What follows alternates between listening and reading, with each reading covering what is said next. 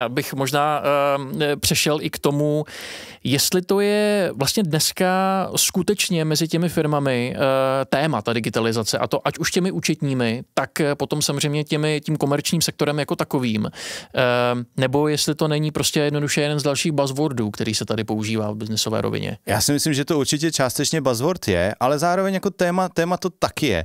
Problém je, že některé účetní firmy vlastně stavějí tu digitalizaci úplně na vrchol účetnictví.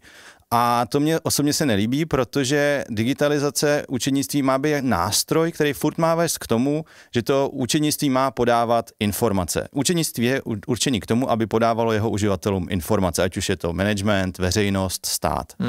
A říkat, že právě například v tom zpracovávání dokladů, tím, že dokážu rychle zpracovat doklad nebo použít na to umělou inteligenci, vlastně jakoby mám lepší účetnictví, tam není úplně přímý vztah a to mě trošku mrzí, že se to takhle zjednodušuje v dnešní době.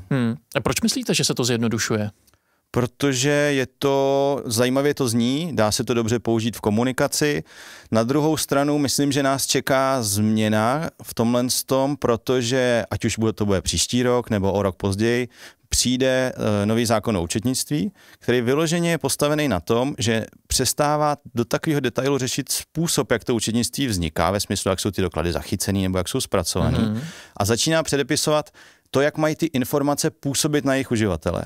Což je za mě strašně dobře a je to správný trend a věřím, že díky tomu i trochu se ta diskuze posune právě na ten konec toho procesu, ne na ten úplný začátek, o kterém jsem mluvil na začátku. A